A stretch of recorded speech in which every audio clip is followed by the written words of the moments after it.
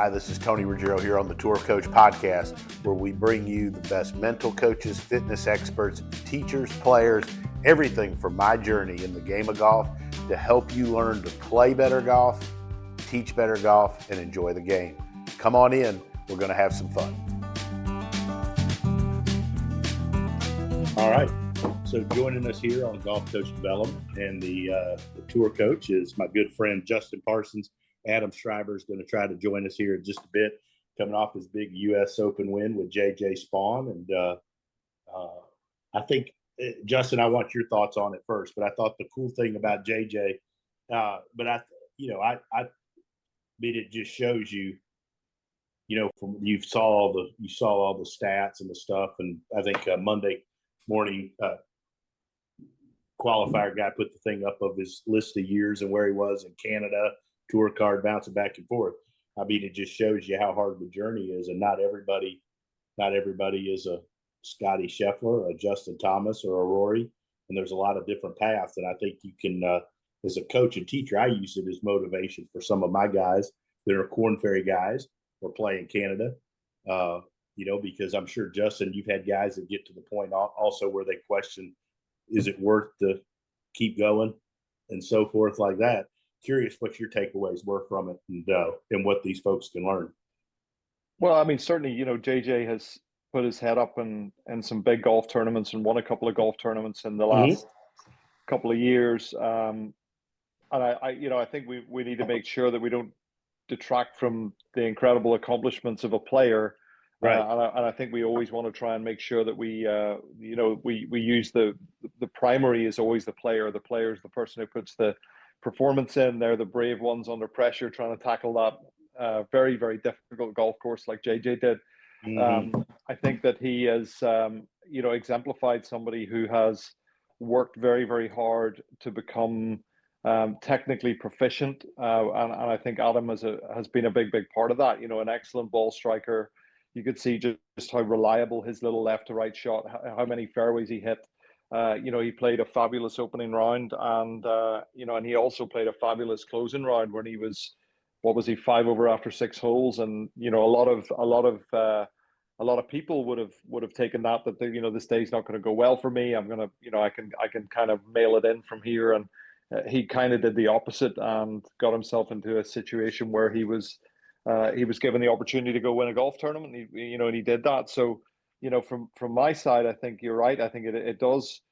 It should add fuel to a lot of players when you have those really supremely difficult golf courses. They do level the playing field an awful lot. You drive it as far as you like at Oakmont, and it really doesn't matter. So I mean, if you're a JJ Spaun or a Brian Harman or somebody like that who really puts the pedal down, hits a lot of fairways, stays in control of their emotions, stays in control of their strategy, don't get overawed by these big moments, and all of a sudden JJ comes out as a US Open champion. I was thrilled for him. Yeah, it was awesome. Really good lad as well. I've been fortunate to have a few practice rounds with him and walking with Adam, and I was absolutely thrilled for Adam too. Funny, I sent my dad. My dad said to me, "Who would you like to win?" Because none of my guys are anywhere near winning the tournament. I said, I'd love to see JJ win because. By the way, that hot tip I gave everybody, Harris English on the front end. I jinxed. Yeah, I know. Well, it is what it is. But Harris looked great all week. But watching Adam work, he worked so hard. He helped build Anthony Kim's golf swing, which was an incredibly, wonderfly athletic, repeatable, on plane, functional golf swing. He's taken a player like Sam Ryder, who's a I would class Sam as a certainly a friend of mine and somebody I've spoken to, and I don't think by his own admission you would think that Sam would class himself as a unbelievable ball striker, but Adam has definitely, through all of his systems, he's helped Sam achieve things from a ball striking perspective, really just through dedication and hard work to many of Adam's systems. And then when you see JJ, who maybe similar to Brian Harman or someone like that, who's he's not a massive guy in stature, sort of mid-range ball speed, and has really understood how to control the club. And I'm very proud to kind of call Adam one of my friends out there, and somebody that I bounce ideas off, and we talk about golf swings and stuff like that. And seeing one of those guys who just works so hard, and it really doesn't matter who at what stage their careers are at. Adam will take people on, and he'll do their best for them, and he loves the process of getting people better at hitting the golf ball. Yeah, and again, that's what I love about it. He'll take anybody basically at any stage, and he jumps head first in, and also head first over a bike last year, I think it was too. But I mean, and a character, but a great guy, and great coach. Well, I think that's worth talking about, Tony, because I can't remember where that happened to him. Was it Greensboro or somewhere? But yeah, he for those of you who don't know Adam too well, and he certainly wouldn't probably tell you all of this himself. He'll prefer to talk about the golf swing, but he travels to a lot of tournaments in a camper van. He navigates his way to the golf course or to the local stores and stuff on is it an electric bike or is it a pedal? It's like a half electric or half pedal. So anyway, he came off this thing and went over the handlebars. This will shock you. I haven't ridden a bike in a while. I'm not really sure. Yeah, me neither. But he came off this bike and I think he shattered his pelvis. He did something to his spine. And at one point, we were really quite concerned that we were never going to see Adam out on the on the ranges again. And for him to have had that happen to him, come through that, continue to work as hard, and also kind of testament to the close bond he has with his players, that his players hung in there with him, and he wasn't able to be out very much. And I think a couple of people maybe kind of, I think Dana Dahlquist helped a couple of people, and a couple of guys kind of stepped in, but really cool to see him come back from really a nasty injury, because he's not a spring chicken anymore, and be able to come through and have one of his guys win the US Open, which again was just so cool for him. We were talking before we went live or recorded or whatever about you talked about traveling in an RV and all that, and how hard he works, and that's not always as glamorous as people think. And I prefaced that with, I had somebody from one of these groups that mentioned about, like, hey, that's all I want to just teach tour players. I want to come watch you teach tour players. And I was like, I don't know that any of us went into this just thinking that's all we're going to do, but I certainly don't think it's as glamorous as some people think. I agree with you. It's there are always, even from just speaking from my perspective, there are a lot more difficult, challenging days than there are celebratory type of days. And then when you combine that with the fact that you're all around the country, and in Adam's case, he's in the latter half of his life. He's not got young kids and things anymore, but he's delved headfirst into golf and into the way the body works. And we've seen him on the range with all sorts of systems, whether it be little balance boards and bands and things like that. And he's very unafraid to go ahead and deliver his system to the player when the player needs it. And furthermore, I would say that his existence is probably quite lonely. I don't know that he's he's up there. He's where tonight? He's in Detroit, and he's on a range with someone tonight, which is why he's not chatting to us. So he's right out there, kind of like a lone wolf, just getting on with trying to make players better. And further to that, worked really, really hard with JJ for many years, to your point, where JJ's on and off kind of Canada Tour, Corn Ferry Tour, working his way up.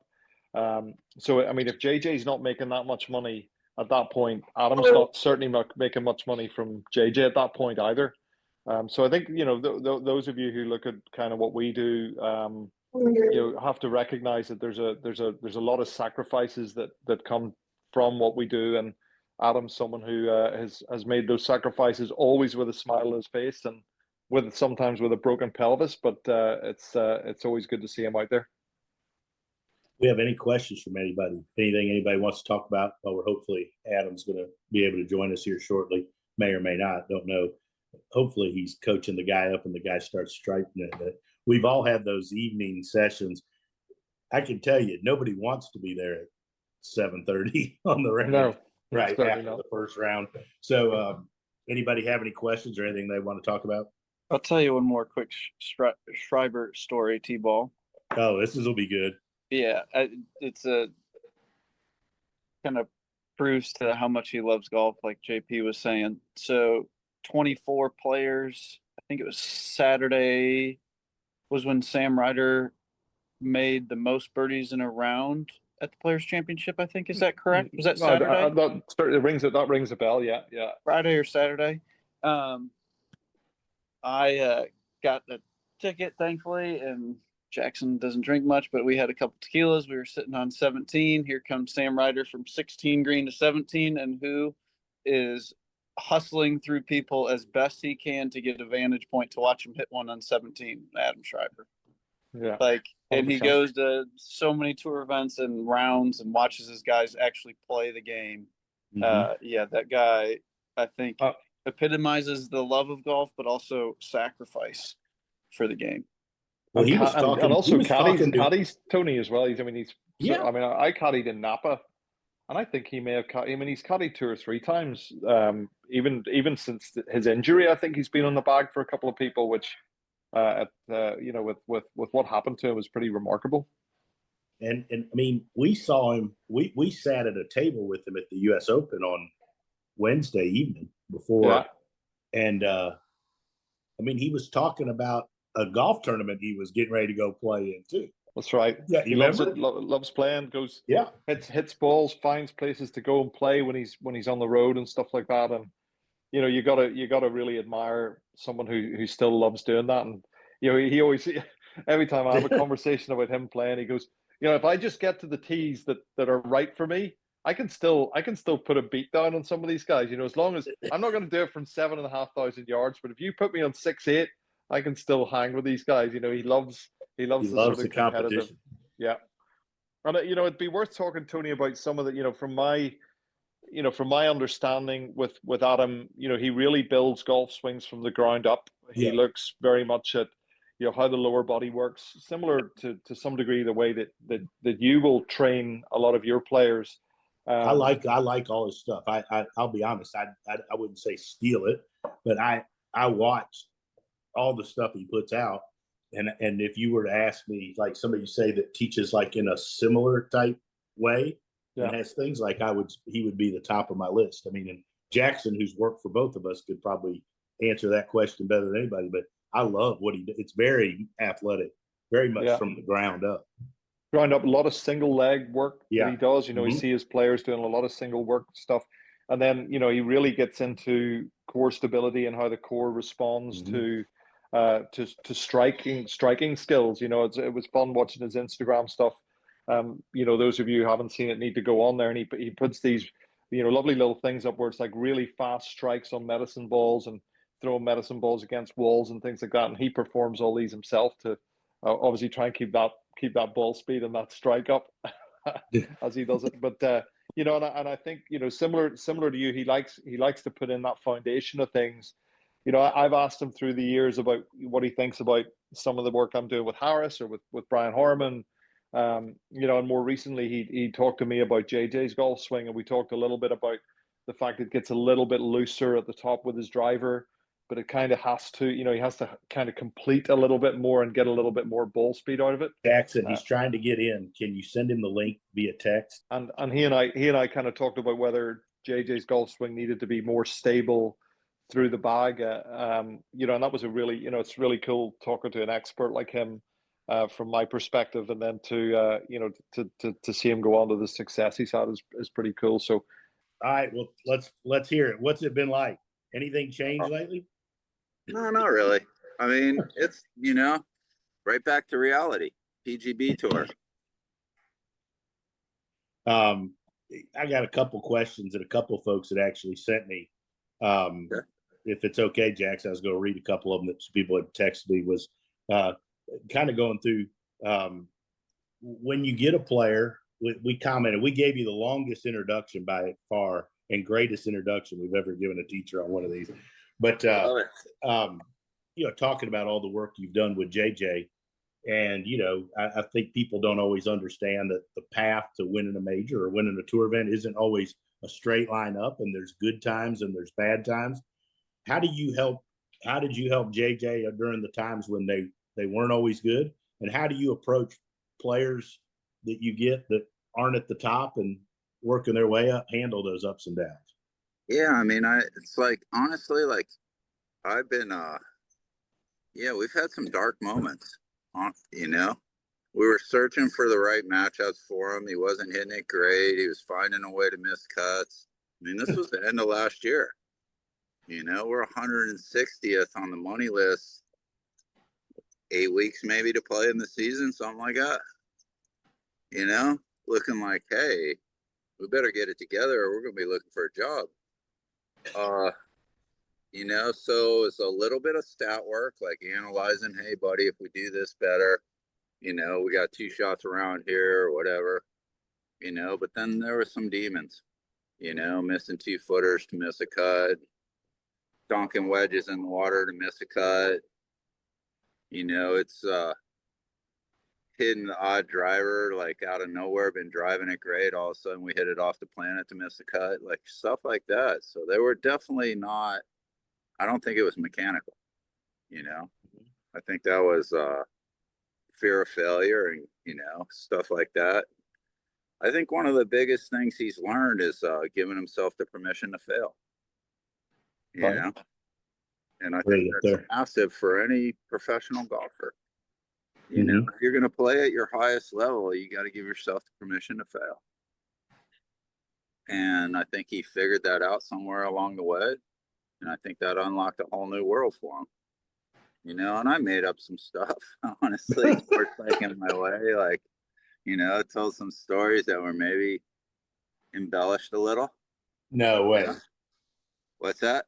No way, really? Yeah, maybe. Just to breed confidence, you know, to paint the right picture, you know, like, I mean, but I believe what I say when they're swinging good, you know, like I was like, dude, you got to envision 2 pillars down both sides of the fairway. You know, this golf swing ain't reaching either of those pillars on either side. So just let it go, bro. You know, that kind of stuff. So, and I fully believe what I'm saying when I say it, but, you know, told him that Anthony used to do that. And maybe that wasn't so true, but. Strives, a lot of the young coaches that listen to the stuff, and it's so cool to have you on. Like, you know, we know how important it is to swing the golf club properly and to be in good physical condition and all of that. But it's, you know, again, it's interesting from my side. Like the first thing that really comes out of your mouth from these experiences, the fact that you've kind of mentored him mentally a little bit and gone through some dark times. And we really were talking about, you know, in our introduction to you, how much you sacrifice and how many difficult times there are out on tour. And, you know, if you can elaborate, like I always say, there's a lot more difficult days than there are good days. 100%. And, you know, and yeah, I mean, I think that's the key for all these guys, right? If we can, like, none of our stuff is any good unless we can teach them to get the heck out of their own way and trust it, right? Yeah. Because, like, otherwise, you know, and I mean, this one's true. Like, you know, like Anthony gave himself the permission to fail at 15, you know, and I tell all my guys that story.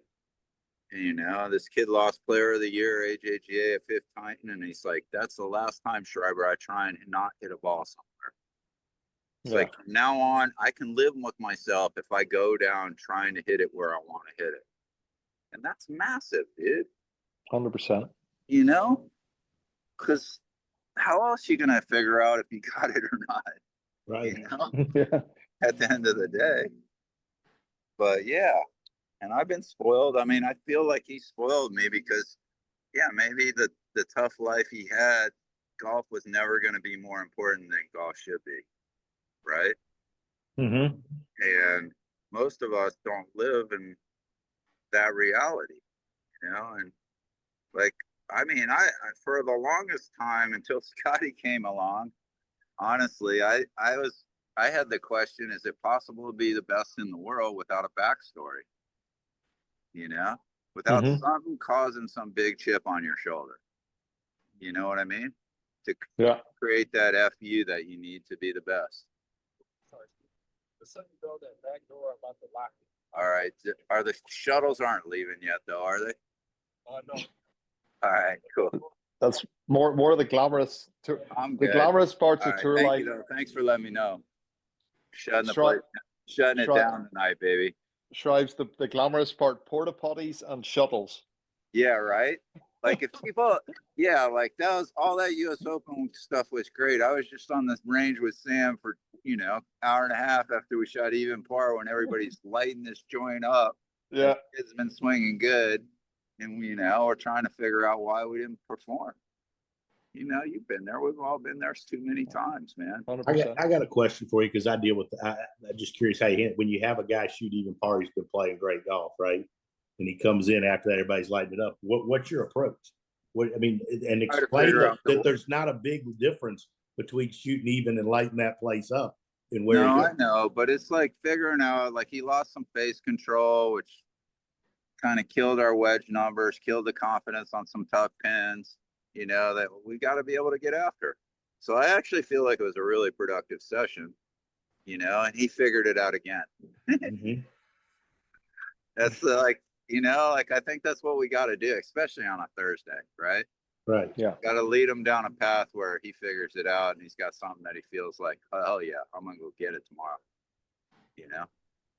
So take us through the week, starting with Thursday with JJ last week, and what kind of what you did afterwards or before, and your conversations. Just always curious. I did this with Justin after a little bit. I tell everybody, Justin knows this. I tell everybody this Lou Holtz story, right? Like I taught Lou once, and he's like, "Adam, you're a great coach," whatever, however he talks, and he's like, "I'm gonna give you a little piece of advice," and I'm listening because obviously he knows what the heck he's doing, right? He's like, "These players, you need to either put your foot as far up their ass as you can, or your arm around their shoulder. Nothing in between. They either need love or tough love." I was like, "Yes, sir. Yes, sir." And he's like, "You know what? It's not always as obvious as you think." So, like, we're walking off the range on Thursday, and JJ this is like the best warm up of the year, right? And he's like, "Bro, I need a Lou Holtz talk."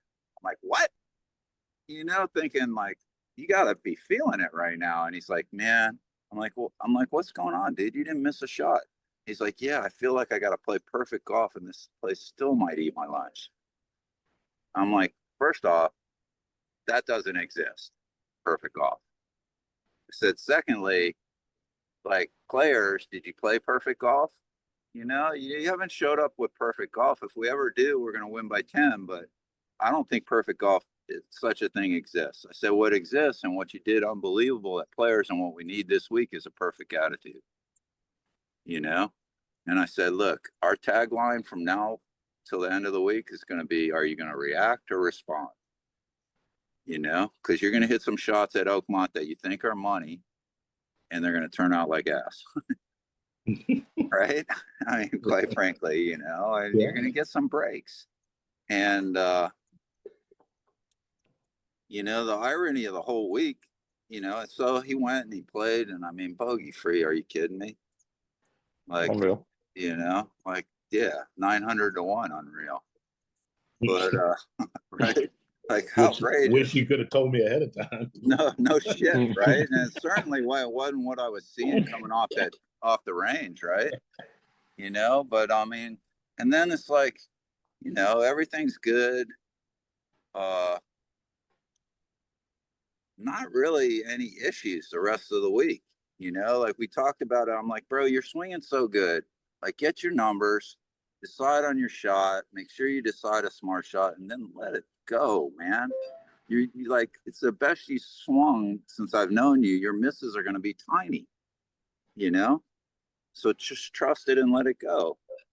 So what's interesting is like I feel like we lost the players because of the rain delay, right?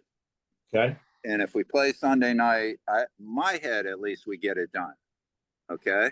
And I was pissed, and, the weather kicked our butt. We didn't get to finish Sunday night, and we came back with a wind switch and the Irish kid on St. Patty's Day. Not a lot in our favor, right?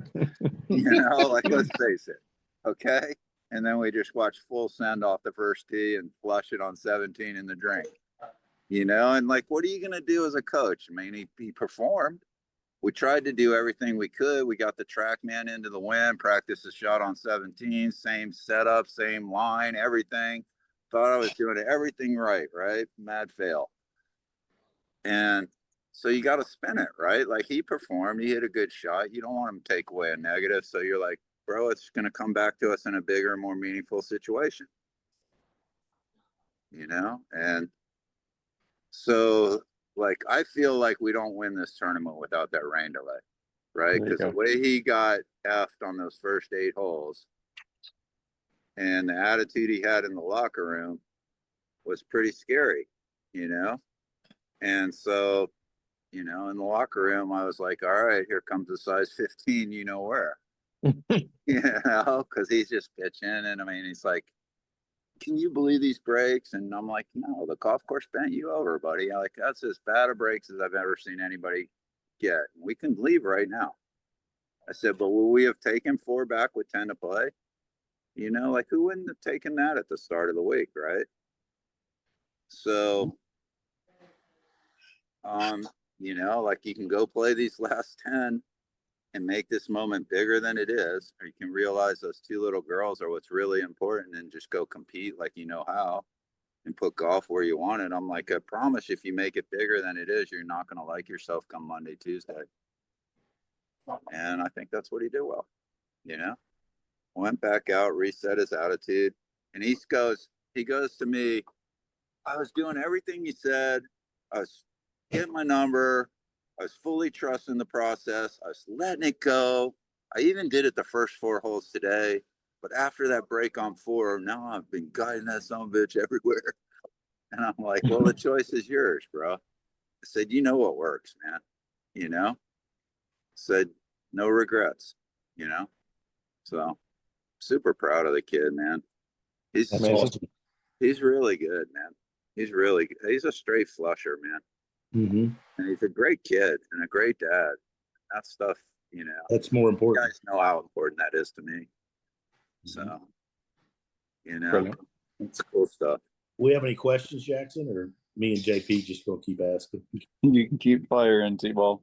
When you started with him, Tribes, when you first started working with him, like what type of stuff have you done from a golf swing perspective? Like, you know, where did you start? Where did you go? And you know, what kind of things did you hone on? I love the way you teach, by the way. I love the stuff you do with all the drills and exercises. Yeah, he was going into extension when we started. You know what I mean? So we worked his body and we worked his feet and his pelvis so he didn't hump it basically on the downswing. But what's interesting, and it took me a minute to figure out, is he likes his arms nice and up in front of him, which is, if I had a model, that probably isn't the one I'm teaching. Exactly, you know? And the way he works his feet, he can hit a nice little push fade off it, you know?